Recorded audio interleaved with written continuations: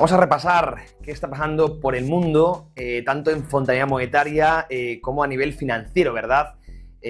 Hablaremos de Estados Unidos, hablaremos de Europa, hablaremos de China. Como siempre, este repaso viendo un poco las tripas, los estados, ¿verdad?, del ciclo económico, ¿no?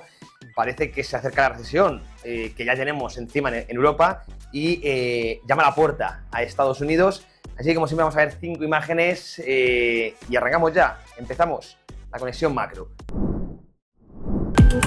Últimas noticias, actualidad, economía, finanzas, macro. Bueno, vamos a empezar con la primera de las imágenes que habla de la deuda de Estados Unidos. Es tremendo porque, bueno, pues una de las... Bueno, no, vamos primero a ver Japón, disculpar, esto ya lo comentábamos ayer, es la devaluación del yen frente al resto de divisas. La peor divisa, el peor desempeño frente al dólar que ha tenido en este año ha sido el yen. Vamos a ponerlo grande para que lo veáis cómo se ha apreciado más el yen que la lira turca, que el real brasileño, bueno, que monedas que bueno, son de países pues emergentes o países casi populistas. Pues ahí está el yen, el jabalí rojo, ¿verdad? Que el peso argentino, que con Milei pues ha estabilizado un poco el tipo de cambio, pero el peso chileno, bueno, el won coreano, el papel higiénico, que ahora mismo es el yen japonés, que parece una meme coin con la volatilidad que tiene intradía en muchas sesiones. Insisto, la que peor desempeño ha tenido frente al dólar a lo largo de este año. Es que se ha apreciado pues, de una manera muy fuerte. Y ahora la gran pregunta, esto es un estudio muy académico, ahora los que nos gusta un poco la teoría monetaria y la fontanería, ¿qué solución tiene ahora mismo Japón para controlar esta depreciación, el precio externo de su divisa, ¿no?, el tipo de cambio?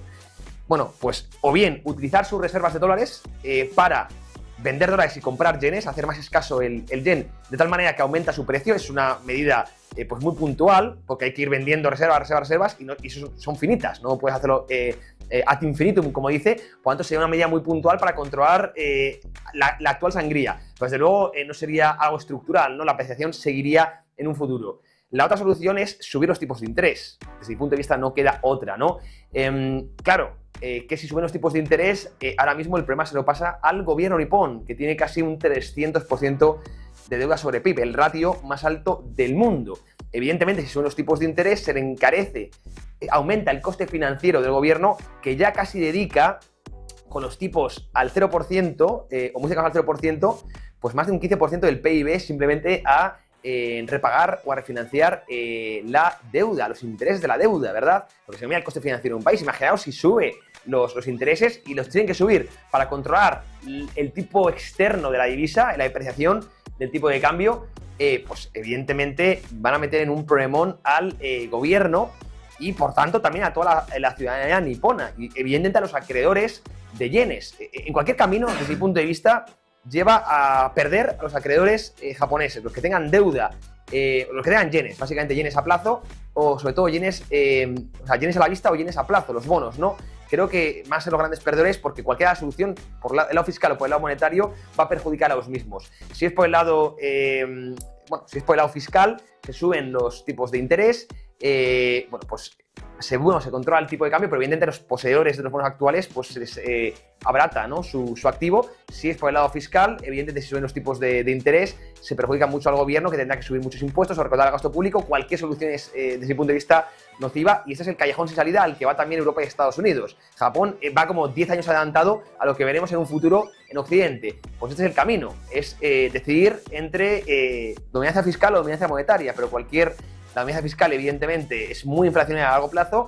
La dominancia monetaria, en caso de producirse, pues causa dolor a corto plazo. Así que tremendo lo que está pasando en Japón y muy didáctico para, sobre todo, los que estamos viendo en Europa o en Estados Unidos, ver nuestro futuro. Es como tener un espejo que nos enseña el futuro a corto plazo. Tremendo lo de Japón, dejar soluciones, si se me escapa a mí alguna, no es ninguna sencilla, desde luego. Vamos con la siguiente imagen, seguimos avanzando en la conexión macro. Vamos a pasar a la siguiente. Fijaos que interesante este gráfico, que te enseña mucho, es un poco la rentabilidad que ha dejado históricamente Pepsi frente a Coca-Cola. Mucha gente que, no sé, intuitivamente seguro que dice que Coca-Cola ha dejado mucho mejores rendimientos. Pero vamos a ponerlo en grande porque no es así. Pepsi pues ha ganado por todos lados a Coca-Cola, y fijamos la importancia de la capitalización, ¿no? En rojo tenéis Coca-Cola, en azul tenéis Pepsi, ¿no? Fijaos la diferencia, porque el interés compuesto es algo que no se entiende bien. Tendemos a pensar en escala lineal, no en escala algorítmica.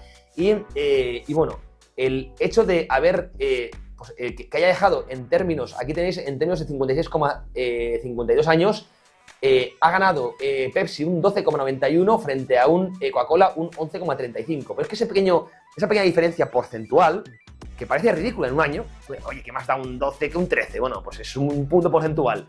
Bueno, en 50 años, fijaros la diferencia de rentabilidad que genera. Esto es el interés compuesto. Esto es el interés compuesto. Por lo tanto, cuando habláis de generar, en vez de un 6%, un 7% de rentabilidad anual, quizá un año, digamos, oye, da igual, me he quedado o un 15 en vez de un 16, parece una tontería, ¿verdad? Y lo es, si tenemos visión a un año. Pero si vamos reinvirtiendo las ganancias y pensamos a largo plazo con interés compuesto, es una salvajada, un punto porcentual de rentabilidad. Por eso hay que tratar, siempre digo, de maximizar, ¿no? Los beneficios, reducir los costes de los mismos, ¿verdad? Porque el impacto a largo plazo es brutal. Y toda inversión, sea posiciones de corto plazo o de largo plazo, al fin y al cabo, toda inversión hay que pensarla en el largo plazo. Tenemos que construir nuestro patrimonio privado a escalas de 15, 20, 25 años, 30 incluso, y ahí pequeños puntos positivos que seamos capaces de conseguir pues esa beta, ¿no? Esa pequeña gestión activa que nos dé esa media rentabilidad. Como digo, a largo plazo es brutal. Se ve este ejemplo, creo que muy didáctico entre Pepsi y Coca-Cola. Realmente, si vemos la rentabilidad anual, es muy similar. Coca-Cola ahí la tenéis, Pepsi ahí tenéis. Y la gente puede verlo insignificante, pero claro, en 50 años fijaos la diferencia de haber invertido en una u otra. Es brutal, ¿no? Por eso Coca-Cola la lleva Warren Buffett, es una de las compañías que siempre ha confiado muchísimo, pero realmente Pepsi pues, ha funcionado mucho mejor. Ahí lo tenéis, el poder del interés compuesto o el poder de la capitalización. Vamos a ir con la siguiente, las imágenes. Vamos con la tercera, ¿verdad? Esta conexión macro. Ahí la tenéis, vamos a ponerlo en grande. No estoy diciendo que la recesión vaya a Estados Unidos. Sé que la ha esquivado muy bien, de momento la ha atrasado, pero ahora comentamos. Fijaos este gráfico como muestra cuando hay despidos en pequeñas compañías, ¿verdad? Ahí lo tenéis en rojo. Pues por lo general suele correlacionar mucho con el dato de desempleo. Bien, puede ir con cierto decalaje, como siempre decimos, pero básicamente este gráfico lo que nos dice es que es normal que se vaya enfriando mucho el mercado laboral, que vaya aumentando el desempleo y evidentemente cayendo las contrataciones, ¿no? Esto es clásico de un típico ciclo de recesivo, ¿no? Bueno, el enfriamiento del mercado laboral aquí lo tenéis, ya estamos viendo en pequeñas compañías, pero es en agregado. Lo estamos viendo tanto con las holds, que llevamos prácticamente 6 meses con caídas. Estas son las ofertas, las vacantes de empleo. Ahí está claro que el mercado se está enfriando mucho. Y también por el lado de la demanda, no hay más que ver, por ejemplo, las nóminas, las peticiones de subsidio por desempleo. Recientemente las hemos conocido, también muy por debajo, muy por encima de lo esperado, mal dato. También la consultora ADP, que habla de que el mercado laboral pues está mal, las cosas como son. Y a pesar que el gobierno nos diga que todo va muy bien, el gobierno disfraza mucho su dato de nóminas. Luego se hacen revisiones y siempre son a peor. Es tremendo, ¿no? El engaño, el disfraz que hace el gobierno a pocos meses de las elecciones, evidentemente, de un dato que tiene tanto peso electoral, pero es evidente que se está enfriando el mercado laboral y bueno, pues un gráfico, a mí me gustan mucho estas correlaciones, ¿no? Para tratar de ver lo que puede suceder. No es nada exacto, ¿no? No tenemos la bola del futuro, pero es normal que vaya subiendo mucho el desempleo a día de hoy en el 4%, es decir, cerca del pleno empleo, pero un dato, insisto, muy maquillado por esos trabajos part-time y también por el enorme empleo público que se ha creado, que es pan para hoy, hambre para mañana, como siempre digo lo mismo, ¿no? Bueno, esto es un indicador de recesión. La recesión, el empleo se dispara, pero cosa que ya hemos visto con esa caída tremenda del PIB en los últimos trimestres, máximos claramente decrecientes, caídas muy fuertes del consumo. De hecho, se habla de que todas las edades, todos los percentiles de edad, han reducido drásticamente su consumo. En estudios que hacía recientemente JP Morgan, también se ha visto, por ejemplo, en el último ISM que hemos conocido de servicios, caída por debajo del 50, cercanos a niveles de la pandemia. Esto es un indicador adelantado al ciclo. La curva de tipos que lleva invertida el máximo tiempo de la historia. Bueno, pues todo esto pues son indicadores que siguen apuntando a una recesión. El hecho de que no haya llegado aún no impide que no vaya a llegar. Digo lo mismo, el factor político ha influido mucho, pero cuidado que las elecciones ya están encima y después va a haber, desde mi punto de vista, un problemón para el que forme nuevo gobierno. Aquí lo tenéis, creo que gráfico muy interesante. Seguimos con la cuarta imagen, seguimos avanzando en la conexión macro, vamos con ella, la vamos a poner en nuestra pantalla. Vamos a ver si nos la pone, ahí lo tenéis. Fijaos qué gráfico tan interesante. Este gráfico o sector de los semiconductores, a día de hoy, uno de los sectores líderes, sectores más importantes. Aquí vais a ver la producción de semiconductores por diferentes regiones. Vamos a ponerlo en grande para que lo veáis bien, porque se nos vende que Estados Unidos va a la cabeza, pero mucho cuidado, porque no es así. De hecho, Estados Unidos iba a la cabeza, pero a día de hoy, pues China ha superado a Estados Unidos, que puede ser de peor calidad, eso es otro debate. Fíjate, Taiwán, con Taiwán Semiconductos, evidentemente, también con un peso muy importante. Ahí veis también Corea del Sur. Evidentemente, Europa es prácticamente residual, ¿no? Y Estados Unidos, que bueno, ha ido perdiendo mucho terreno, muchísimo terreno Estados Unidos. Es verdad que puede ser de mejor calidad, no digo que no, por eso está iniciando esa guerra comercial, pero esta fotografía la ha creado Estados Unidos. Hasta hace poco era el líder, y al iniciar esa guerra arancelaria, esa guerra comercial, que empezó con Donald Trump, no lo olvidemos, lo que ha hecho es obligar a China a desarrollar el sector. Es que es lo que ha hecho. Antes China dependía de Estados Unidos para todo el tema de los semiconductores tan importantes para la inteligencia artificial y la nueva economía que está por llegar. Tenían a China que en esta hegemonía, ¿no? Por uno y otro, tenían a China dependiendo de Estados Unidos. Al iniciar la guerra comercial, arancelaria, el proteccionismo famoso de Donald Trump, que luego continuó, por cierto, Joe Biden no cambió absolutamente nada, incluso lo agravó. Lo que hizo es, bueno, si yo no voy a poder ya comprar a Estados Unidos, voy a tener dificultades y sobrecostes, lo que vamos a hacer es empezar a desarrollar internamente, domésticamente, el sector. Y lo que hicieron los chinos es manos a la obra y han desarrollado de una manera brutal, que es una población, pues sabéis que muy trabajadora y enorme, y bueno, pues un sector tremendo. Es verdad que hay muchos debates si son de peor calidad, está menos avanzado los chips, etcétera, etcétera, pero desde luego ahora mismo a nivel de producción pues están ya sorpasando a Estados Unidos. Además Taiwán lo tiene muy cerquita, veremos qué pasa con ello, así que mucho cuidado porque este es un sector clave en la nueva economía, como estoy comentando, ¿no? Cuidado, esto es lo que está pasando ahora mismo también con el sector aeroespacial.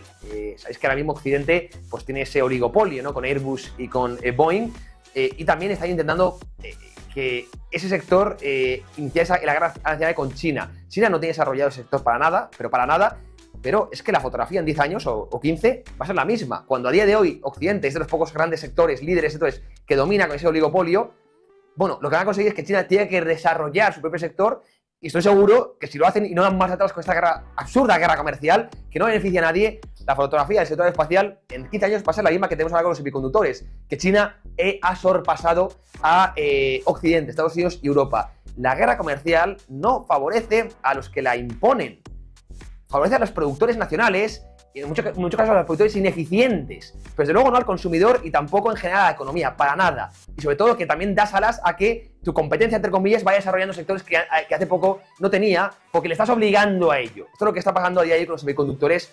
Creo que el gráfico es francamente interesante, aunque a muchos les duela verlo, pero esto es realidad, no se puede esconder. Vamos con la última de las diapositivas, con esto vamos a cerrar la conexión macro y el programa de hoy. Vamos a ponerla en pantalla como siempre, ahí lo tenéis. Fijaros, también muy interesante. Mucha gente ahora mismo tengo que escuchar día a día en mi perfil de Twitter que la deuda no importa, que la deuda es buena, bla, bla, bla, bla, bla, bla. Bueno, toda esta gente ligada a la MMT, ¿verdad? Y bueno, pues al neo-keynesianismo, que se llama. Bueno, si Keynes levantara la cabeza y viera esto, creo que se pegaría un tiro y volvía debajo de la tierra, ¿no? Porque, madre mía, vamos a ponerlo en grande. Fijaros, si la economía no importa, mi pregunta es, ¿qué pasa? ¿Que los alemanes son tontos? ¿Los alemanes nacieron ayer?